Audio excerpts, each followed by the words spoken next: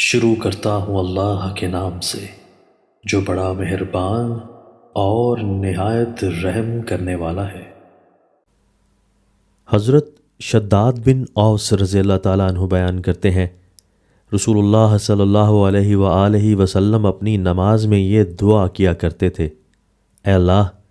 میں دین کے معاملے میں ثابت قدمی، رشد و ہدایت پر عزمیت، تیری نعمت پر شکر اور تیری بہترین اور خالص عبادت کرنے کا تجھ سے سوال کرتا ہوں۔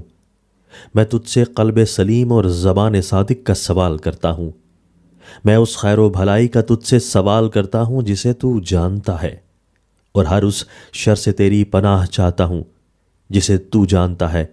اور ان گناہوں سے جسے تو جانتا ہے تجھ سے مغفرت طلب کرتا ہوں۔ حضرت ابو ہریرہ رضی اللہ تعالیٰ عنہ سے روایت ہے کہ رسول اللہ صلی اللہ علیہ وآلہ وسلم نے فرمایا: